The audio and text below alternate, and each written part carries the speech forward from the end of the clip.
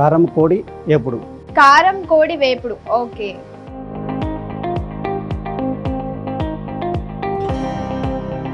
So ఎన్ని spoons oil add చేసుకోవాలి? ఒక స్పూన్ ఆయిల్ యాడ్ చేసుకున్నాం. ఆనియన్సా?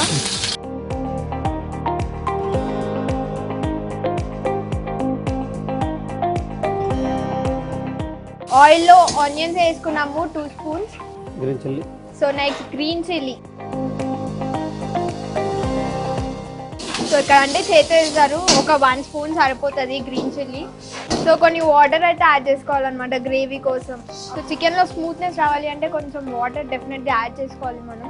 సో వాళ్ళ సీక్రెట్ మసాలా యాడ్ చేశారనమాట చికెన్ని బాగా బాయిల్ చేసుకున్నారు హల్దీలో. సో ఇప్పుడు దాన్ని మనం ఈ మసాలాలోకి యాడ్ చేసుకున్నాం, గ్రేవీలోకి. సాల్ట్ సరిపడా. ఓకే. సో 1/2 స్పూన్ సాల్ట్ వేసుకున్నాం సరిపడా.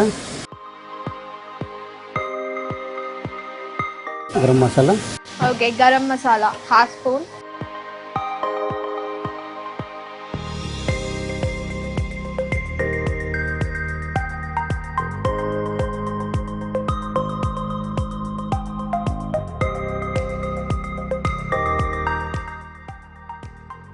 సో కొద్దిగా నెయ్యి వేసుకుందాం ఇప్పుడు.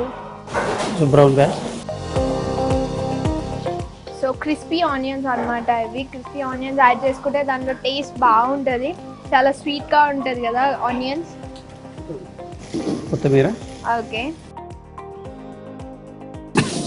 సో క్రిస్పీ ఆనియన్స్ ఇంకా కొరియాండర్ వేసుకొని బాగా టాస్ చేసుకోవాలి ఇప్పుడు.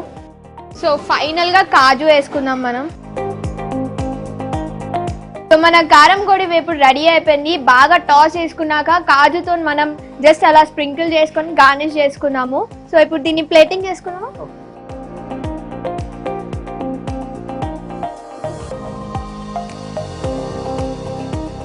స్మెల్ అయితే చాలా బాగుంది. ఆ మసాలా వీళ్ళ సీక్రెట్ మసాలాస్ ఏంటో కానీ చాలా మంచి యమ్మీ స్మెల్ వస్తుంది నాకైతే. సో దీన్ని ఇప్పుడు మనం పుదీనా అండ్ కొరియాండర్ తోని గార్నిష్ చేసుకున్నాము. చూడండి ఎంత బ్యూటిఫుల్ గా కనిపిస్తుంది అండ్ కలర్ఫుల్ గా ఉంది కదా. సో ఇప్పుడు దీన్ని టేస్ట్ చేసి ఎలా ఉందో చెప్తాను.